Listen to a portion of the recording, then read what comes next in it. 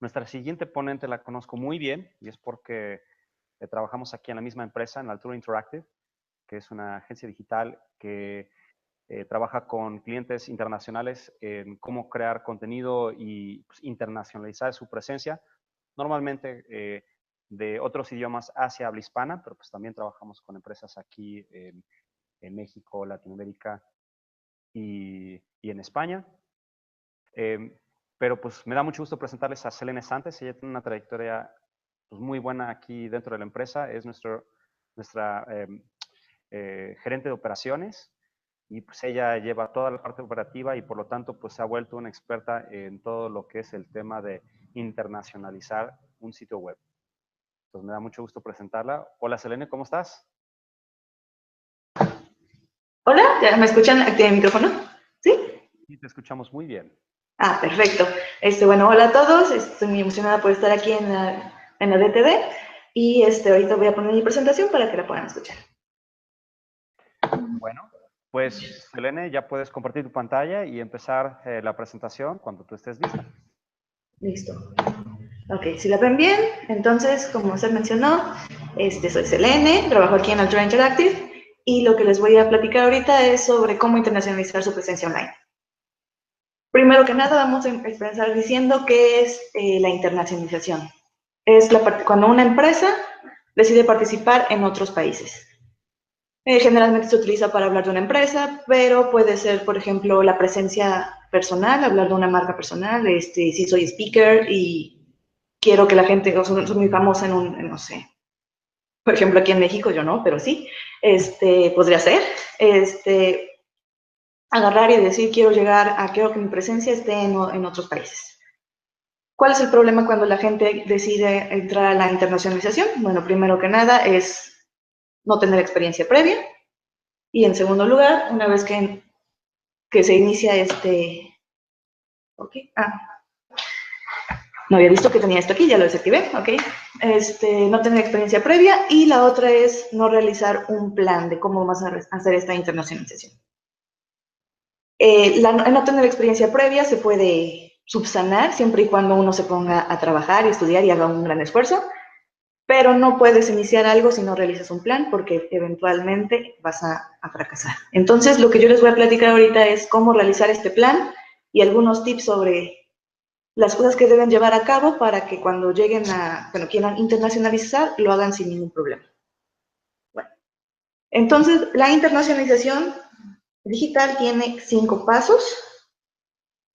Estos son, en primer lugar, el diagnóstico de la situación, que es dónde estamos como empresa, dónde estamos como personas. El segundo es estudio y selección de mercados, que es hacia dónde queremos llegar. Realización de plan de marketing digital, que es cómo queremos llegar a la gente, cuáles van a ser las plataformas que vamos a utilizar. El plan económico, cuánto nos cuesta llegar ahí y al final la ejecución. Todo lo que realizamos nuestro estudio, vamos a hacer un plan y vamos a decir, ok, paso por paso, esto es lo que vamos a hacer. Vamos a la primera parte, que es el estudio y selección del mercado objetivo. El mundo es muy grande. Y cuando estamos hablando de internacionalizar, podemos decir, quiero llegar al país que está a un lado mío. Por ejemplo, si estoy en Canadá, quiero llegar a Estados Unidos. Si estoy en Estados Unidos, quiero llegar a México. Si estoy en España, a lo mejor quiero llegar a Francia. Porque hablamos de cuestiones cercanas. A lo mejor no, en el caso de Canadá, Estados Unidos es muchísimo más fácil porque se habla el mismo lenguaje, un poquito francés también, pero hablan inglés, entonces es más fácil rebasar esa frontera. Lo más importante aquí no es tanto pensar en qué nos va a reportar más, qué nos va a hacer más fácil hablando en cuestión de lenguaje o en cuestión de territorio, sino hablar obviamente en cuestión de ganancias. ¿Qué es lo que nos va a generar un mayor impacto y qué es lo que nos va a dar más beneficios? Este es un sitio de ejemplo. En este sitio lo que tenemos, por ejemplo, es que la mayoría del público es de Canadá, de ahí viene México, Chile, España, Argentina. Lo primero que vamos a hacer como una persona que quiere internacionalizar es decir, ok, ¿cuál es el segundo país que más me visita? ¿O cuáles son las segundas personas que más están interesados en mi producto? En este caso sería México. Sería muy fácil decir, ok, entonces mi nuevo mercado al que quiero targetear es México. Pero hay que considerar que no siempre vamos a tener las mismas ganancias entrando a un país a otro, independientemente del número de gente que nos esté demandando. En este caso, supongamos en un escenario hipotético, a lo mejor en Chile tenemos 78 visitas nada más y en México tenemos las 270 visitas. Pero la gente de Chile está llegando a nuestra página o está realizando conversiones que nos generan 5 pesos, 5 dólares, 5 euros, lo que ustedes tengan en mente siempre. Y estas personas me van a estar generando 390. En comparación a México, que a lo mejor la gente de México me compra un producto más pequeño o me está haciendo una conversión con un valor menor, que en este caso sería 1. Aunque tengo más visitas, ellos me están generando 270. Entonces siempre nos vamos a ir por el país o la región o aquello que nos aporte más ganancias. El siguiente paso es estudiar nuestras redes sociales, encontrar aquellos lugares donde la gente está interactuando con nosotros. Esta gráfica la saqué de Talkwalker, pero si ustedes llevan sus redes sociales, eventualmente se van a dar cuenta qué tipo de personas, de qué edades, sexo y en qué zonas se encuentran. Y ya de esa manera van a poder saber específicamente cuál sería la zona que les conviene atacar. En este caso, por ejemplo, no sé, tenemos una gran concentración también en lo que es creo que es Francia, un poquito más arriba, y Canadá. El siguiente paso, otra vez, seguimos estudiando lo que es el mercado al que queremos llegar. Todavía no estamos seguros. En el anterior dijimos, ok, probablemente nos convenga más Chile. Viendo las estadísticas de redes sociales, a lo mejor nos conviene más España. Todos estos datos los vamos a estar guardando y vamos a decir, hasta que no tengamos bien definido cuál va a ser nuestra estrategia, no vamos a poder decir, este es el país que me conviene. A estudiar el tamaño del mercado potencial. Para hacer eso, en el mundo digital es un poquito más sencillo, bueno, muchísimo más sencillo que en el mundo físico. Y un truco, una cosa que la mayoría de las personas hacen, o de lo que nosotros realizamos aquí en Nature Interactive, es tomar el Keyword Research, la investigación de palabras clave que tienen para su sitio, y sacar el volumen de estas palabras clave y todas las variaciones existentes. Estas son 3 herramientas que nosotros utilizamos mucho. Están Moz, Ahrefs y, por supuesto, SEMrush. Utilizamos las 3 porque las 3 tienen ventajas y desventajas. Por ejemplo, podría decir que Moz es la que tiene más, más cantidad de países a los que puedes seleccionar. El problema es que no es una herramienta que esté optimizada para español y nosotros nos enfocamos más a español. Entonces, no nos ofrece la variedad de palabras que quisiéramos. Por su parte, Ahrefs también tampoco está direccionado a español, o arroja unas sugerencias muchísimo más abiertas, mejores, por decirlo así, y tiene una amplitud más alta, pero también tiene errores porque no es una herramienta diseñada para español. Y por último, SEMrush.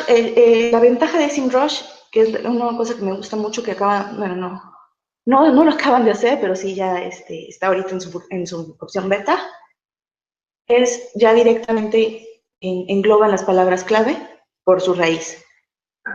Puede parecer algo muy sencillo, algo que digas, ok, yo lo puedo hacer, no son campos semánticos nada más, pero cuando se está trabajando con Keyword Research o palabras clave de 3.000, 4.000 palabras, estar haciendo eso sí es muy complicado y SEMrush te lo facilita bastante.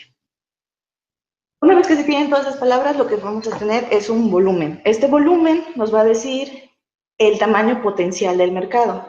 Si una palabra clave tiene 10 visitas, más la siguiente palabra clave que tiene 300 visitas, en total vamos a tener 310 visitas potenciales. Posteriormente a eso, lo que vamos a hacer es analizar estas keywords. Las keywords que convierten, entre comillas, porque en realidad no convierten, son las que nos van a estar diciendo qué palabra clave, digo, qué es lo que está queriendo las personas que están haciendo la búsqueda. Entonces, por ejemplo, yo estoy buscando, en este caso los ejemplos que puse, es rentar un departamento, comprar una casa. Son palabras que directamente van a generarme una conversión.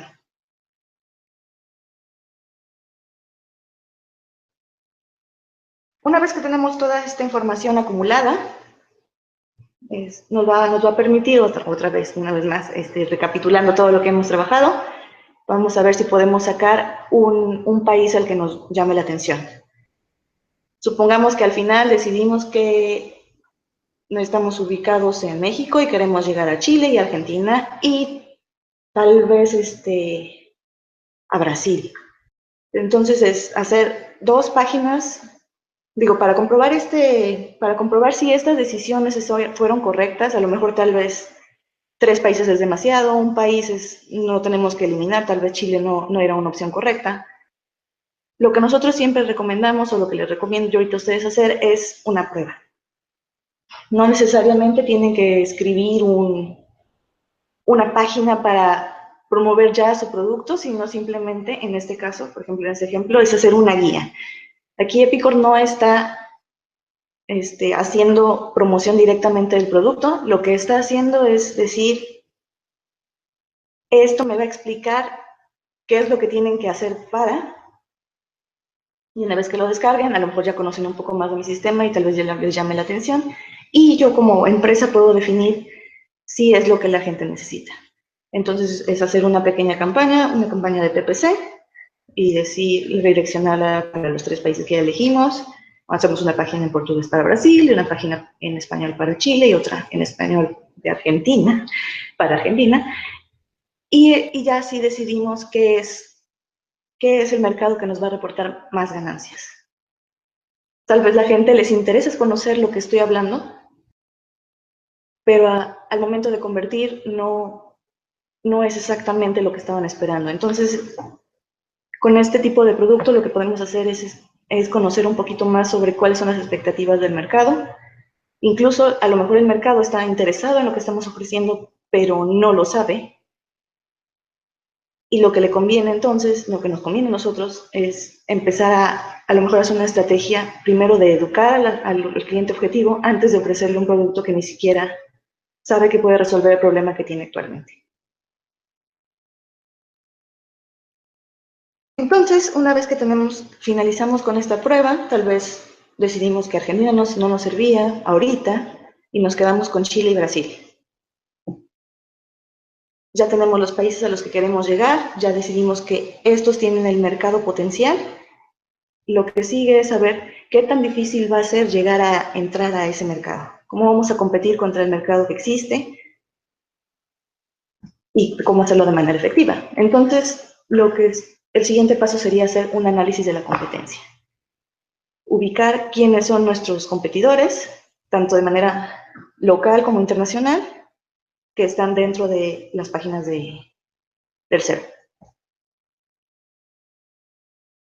Una de las cosas que pueden hacer, bueno, una de las cosas más sencillas, es ir a los resultados y ver cuáles son las páginas que están clasificando en los primeros puestos para el tipo de producto que ustedes quieren ofrecer. En este caso, el ejemplo fueron colchones ortopédicos. Vamos a pensar que vamos a vender colchones ortopédicos en Chile. ¿Y cuáles son los sitios que están apareciendo ahorita? Tenemos a Sónica Medic y Mercado Libre. Que por cierto, Mercado Libre de Perú, no Mercado Libre de Chile. Entonces, eso es lo que queremos ver. Si hay gente que nos va a competir, en este caso, con los colchones ortopédicos. Una vez que tenemos seleccionadas ustedes eligen, yo recomiendo unas 5 marcas que sean muy relevantes. Pueden ser tanto de contenido como de producto. Cuando me digo contenido me refiero a que a lo mejor una empresa no está ofreciendo los mismos colchones ortopédicos que yo, pero sí está vendiendo, bueno, no está vendiendo, está compartiendo información sobre cómo cuidarte la espalda.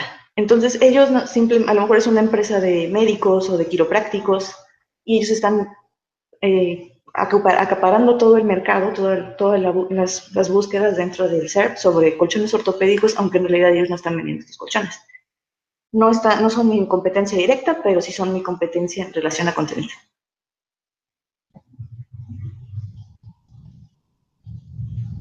Generalmente, cuando hablamos de un análisis, nos vamos muy por encima a lo que habla sobre nuestra marca, porque generalmente ya conocemos, o sea, ya se sabe, ya sabemos qué es lo que nosotros tenemos como marca, cuáles son nuestros objetivos, cuál es nuestra estructura, cuál es nuestro contenido más popular, todo nuestro tráfico, ya toda esa información debemos de tenerla. Si no la tenemos, es importante sacarla antes de empezar a analizar a la competencia, pero en el caso de que si exista, hay que sacar esta misma información también para la competencia. Entonces, en relación al sitio, lo que queremos conocer es qué es lo que están haciendo, cómo están estructurando su contenido, cuál es el contenido más popular, qué palabras claves están utilizando y cuáles son las que no están ocupando, cuál es el tráfico, de dónde viene su tráfico, cómo se comportan estas personas cuando están en el sitio. A lo mejor pasan mucho tiempo ahí porque es un sitio muy informativo y son páginas y páginas y páginas que no están redactadas de manera aburrida. Y otra cosa que pueden sacar es lo del público, el lugar de origen, la ubicación, el sexo, la educación, la edad, los ingresos, por ejemplo, el número de hijos. En mercados o sitios que son muy nuevos o relativamente jóvenes, esta información del lugar de origen, ubicación, todo lo que relacionado al público es un poquito complicado conseguirla. Cuando hablamos de sitios web más grandes es muchísimo más sencillo. Esta información sería ideal tenerla, pero si no se tiene tampoco pasa nada. Es que se me fueron los nombres, pero a ver, las herramientas que pueden utilizar para sacar esta información, por ejemplo, son Alexa o SimilarWeb.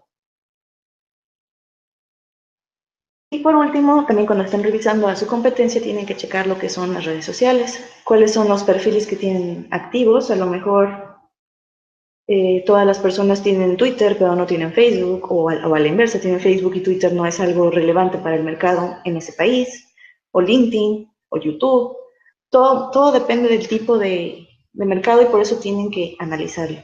¿Cuál es la finalidad de los perfiles? Mucha gente usa Twitter aquí en México, y creo que en otros países también, para hacer preguntas y respuestas, para tener contacto directo con los clientes, o para sacar información, pero no lo utilizan como utilizarían Facebook, porque obviamente son herramientas diferentes que necesitan utilizarse de manera específica.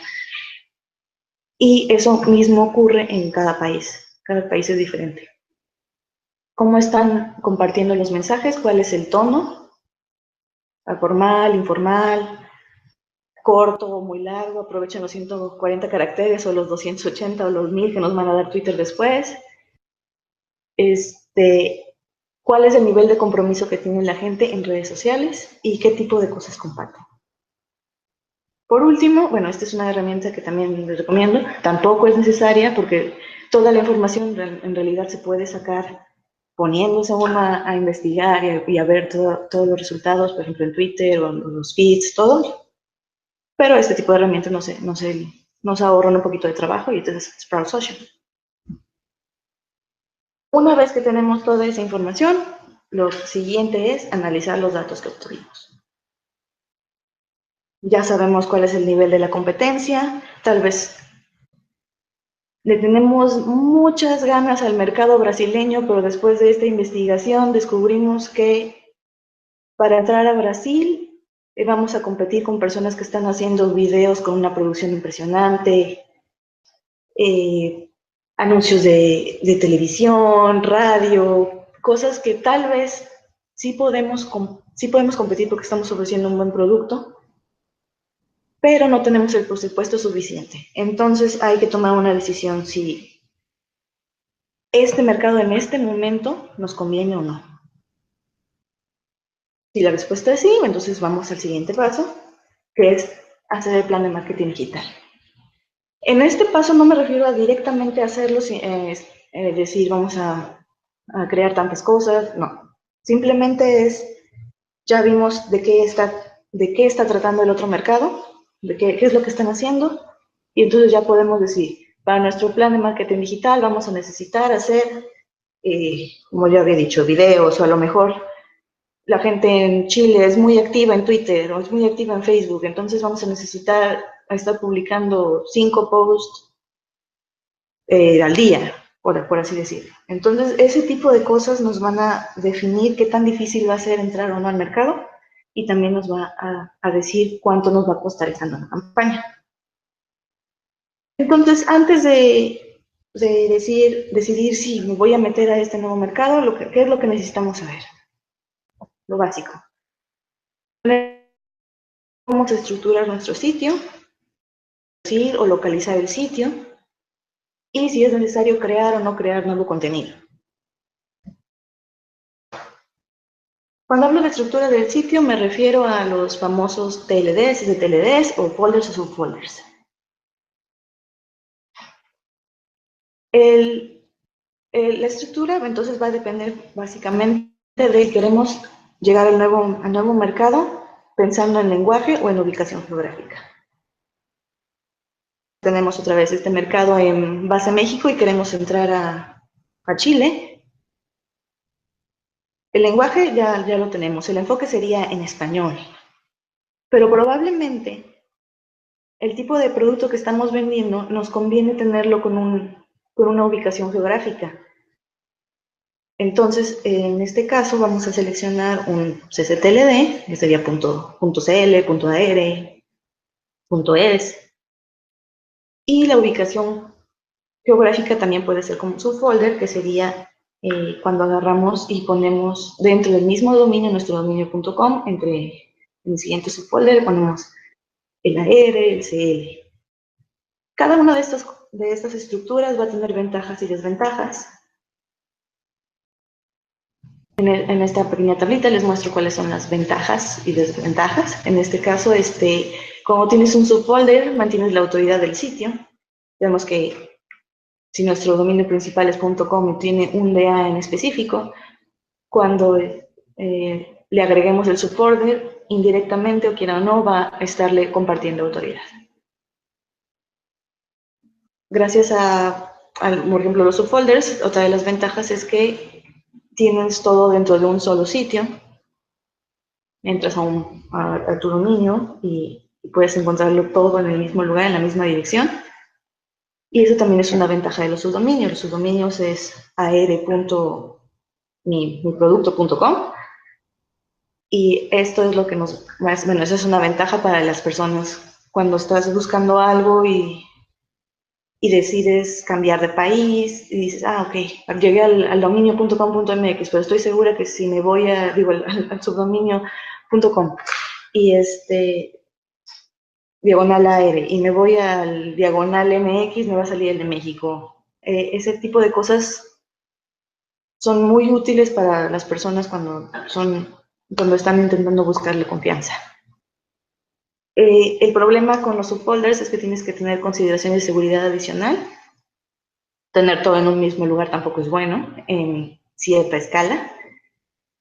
Y en el caso de los STLDs, como ya decía, a veces conviene cuando estás hablando de negocios locales, le estás diciendo a la gente que entra al dominio que este es el sitio específico para su país, le estoy diciendo, ok, me esforcé para trabajar en un lugar que sea específicamente para ti dentro de esa locación.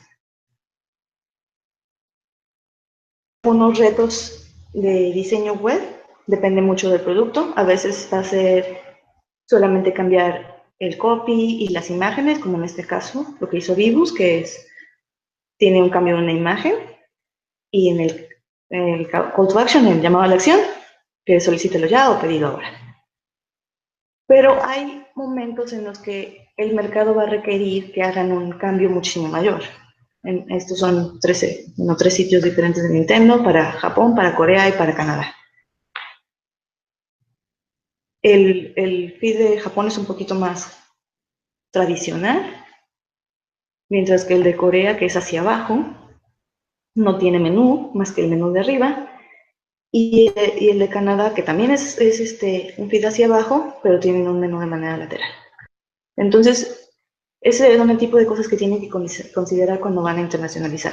Les conviene hacer un cambio de diseño simplemente pensando en imágenes y copy, o tal vez la gente en el otro país está acostumbrada a ver los sitios de manera diferente y entonces vas a requerir hacer todo un rediseño de tu sitio. Otra cosa que tienes que considerar es que Google y la mayoría de los buscadores clasifican los sitios de acuerdo al país de origen o al país al que están direccionándose. Entonces lo que hay que hacer es siempre decirle a los sitios, a los buscadores, que nuestro sitio va a estar direccionado a X país.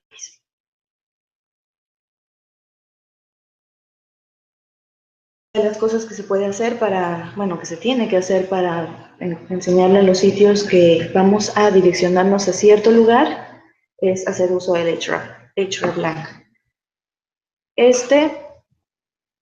Tiene una estructura muy definida, que es la que les estoy mostrando, el alternate, hreflang, y usa el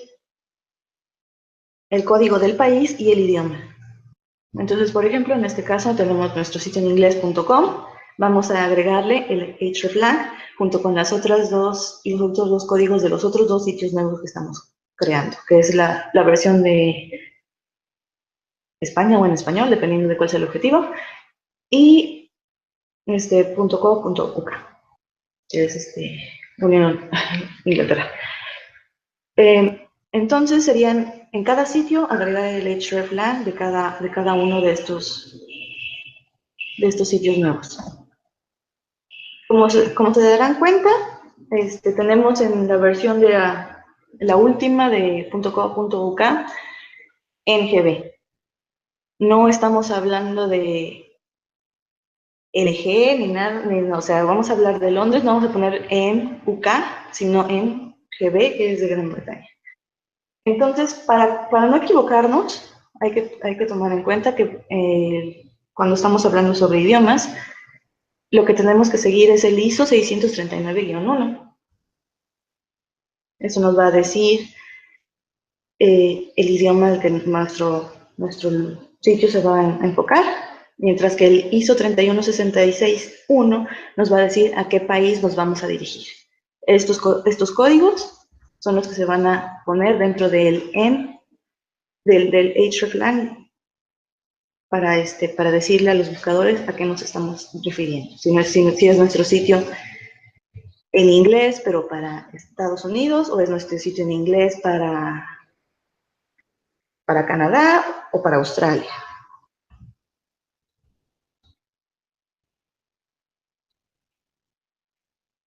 Por último, para asegurarnos que está bien implementado nuestro hrefs, podemos pasarlo con Google y Google nos va a decir qué son los errores que tenemos. Esta es una captura de Search Console. Lo siguiente que tenemos que hacer también es definir si queremos que nuestro sitio haga redireccionamiento o ofrezca a las personas la opción de ellos mismos decidir qué versión quieren encontrar. Trello hace un redireccionamiento automático, pero y a mí la verdad me parece un poquito molesto. El problema con el redireccionamiento es, por ejemplo, hablamos de personas que viajan o que quieren ver características especiales de un producto en específico, y cuando redireccionas es un poquito difícil regresar al sitio que quieres ver. Entonces, si tienes una persona que medio sabe español y decidió venirse de vacaciones aquí a México, entonces y entra a su sitio favorito y resulta que como está aquí en México, su dirección IP es de este lugar y lo van a direccionar al sitio de México y no sabe muy bien español, va a tener un poquito de problemas en regresar al sitio que realmente quería. Entonces el redireccionamiento es algo que no recomiendo mucho. Lo que sí les recomiendo es hacer, por ejemplo, esto que hace Amazon. Está diciendo, ok, estás en Amazon.com, pero tenemos nuestra versión .com.mx, ¿no prefieres ir a ese lugar? Si eso es lo que estás buscando o no. Y ya te dan la opción de que tú te permites quedarte en el sitio en el que querías, o a lo mejor si no sabías que tenía una versión en un otro idioma, ya te puedes ir a esa versión. Por último, una de las cosas que deben de considerar cuando se va a internacionalizar es cómo van a escribir el contenido. ¿Qué es lo que va a decir nuestra marca? ¿Cuál va a ser el tono en el que se va a dirigir a la gente? Porque independientemente, en el caso de que tuviéramos, por ejemplo, vuelvo al ejemplo, que fuera un sitio de México, originario de México, que quiere entrar a Chile, el tipo de forma en el que se habla en un país es muy diferente a la que se habla en otro. Entonces lo que necesitamos es decirle a las nuevas personas a las que nos vamos a dirigir en la forma en la que ellos hablan, qué es lo que le queremos decir. O sea, que noten el esfuerzo y el interés por ofrecerles lo que ellos requieren en la forma en la que ellos lo necesitan. ¿Cuál va a ser la calidad que debe tener nuestro producto? Esto se va a definir con los lineamientos que tenemos. También la guía de estilo nos va a permitir ahorrar tiempo, hablar en equipos que están trabajando en países diferentes, tener unos lineamientos específicos, simplemente nos va a ser un proceso muchísimo más sencillo, que a la larga no simplemente nos va a ahorrar tiempo, sino también nos va a reducir costos. Entonces, ¿qué debe incluir esta guía? La justificación de por qué se está haciendo la guía, como ya les mencionaba, que es para unificar, para que todas las personas que están trabajando sepan qué es lo que se tiene que hacer y cómo se tiene que hacer. ¿Cuál es el mercado potencial? ¿A qué personas nos vamos a querer dirigir? ¿Cuáles son las reglas sobre las formas de expresarse? Probablemente nuestro producto requiera que se utilice un lenguaje formal, tal vez no necesite que se hable de manera formal, se puedan utilizar expresiones coloquiales, pero qué tipo de cosas están permitidas. Entonces, también tenemos que escribir términos preferidos, el formato visual, el tono y la voz, algunas consideraciones de tipo legal, si nuestro producto requiere que no se mencionen ciertas palabras o si cada determinado tiempo o cada determinado tema se tiene que hacer una declaración legal sobre qué es lo que se está haciendo, un descargo de responsabilidad, todo ese tipo de cosas. Consideraciones SEO sería, hay muchas marcas, muchas empresas que queremos que cada cierto tiempo se utilice una palabra clave, o los que no quieren que se haga stuffing, que dicen, ok, quiero que nunca me repitas en una palabra clave. ¿Cuántos enlaces quieren? Si quieren enlaces follow, enlaces no follow, cómo va a ser la estructura de los metadatos, cuál va a ser la extensión de estos metadatos, los alt tags, toda esta información que es relevante en cuestiones SEO tiene que ir también dentro de nuestra guía de estilo para que sepamos exactamente qué es lo que se requiere y para hacer una unificación entre todos los mercados. Y por último, los detalles específicos de tu industria. Como ya decía, cada industria tiene ciertas características, entonces es muy importante que si en la industria utilizar el color rojo por alguna razón tiene alguna connotación negativa, entonces ese tipo de cosas que a lo mejor en cualquier otro mercado o cualquier otra persona dice, no, esto no tiene sentido para mí, pero a lo mejor para ti sí, ese tipo de cosas tienen que ir dentro de los detalles específicos. Nada debe quedar fuera de la guía de estilo. Cuando hablamos de entrar a un nuevo mercado, podemos decidir si queremos hacer una traducción. En el caso de, por ejemplo, de que quisiéramos entrar a Brasil, vamos a hacer una traducción a portugués o vamos a hacer una transcripción. ¿Cuál es la diferencia? Bueno, una traducción sería simplemente agarrar el contenido que tenemos en un idioma y traducirlo, manteniendo, y cambiar las palabras al siguiente idioma, manteniendo la intención, el tono.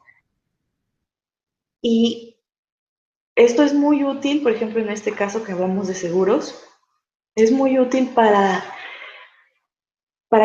para que el contenido, la idea no se pierda en ningún momento.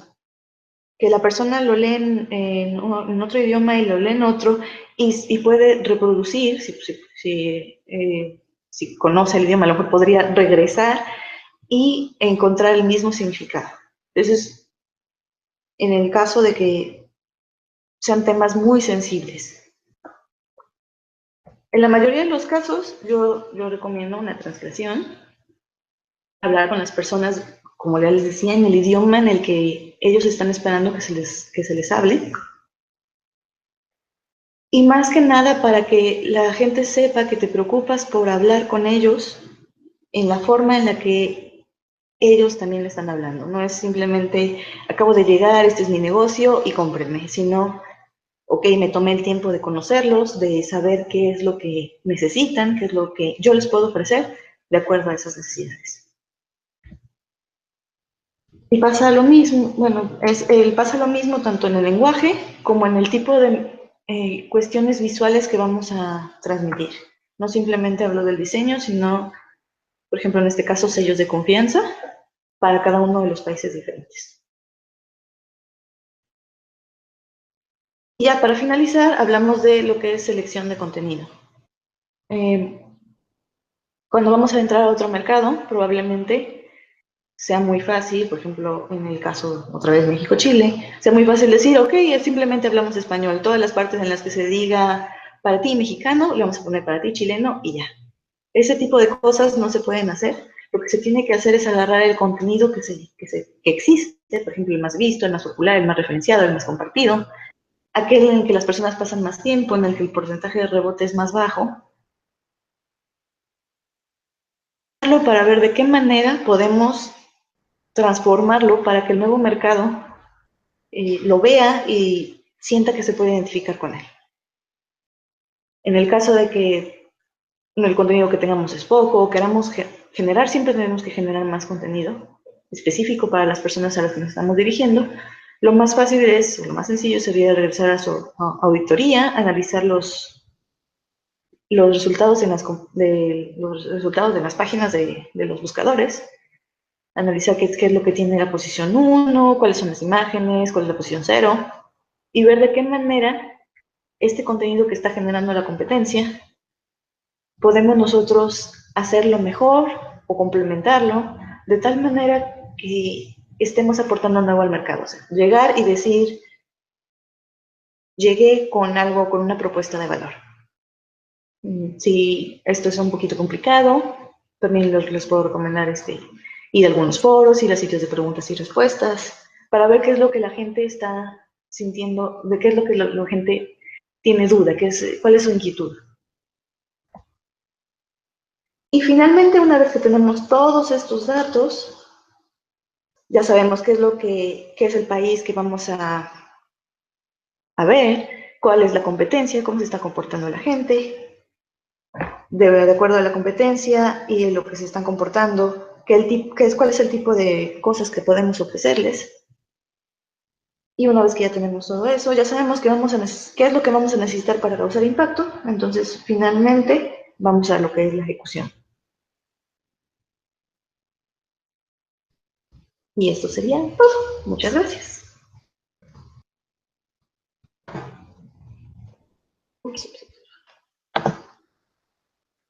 Perfecto, muchas gracias, Selene. Pues recuerden que estamos en el hashtag BTD17. Por favor, cualquier pregunta que tengan, la pueden hacer ahí. Tenemos una por parte de... Perdón, un momento. Por parte de Esteban Rodrigo de buquea.com. Y lo que está preguntando es... A ver. Déjame encontrarlo aquí, lo tenía.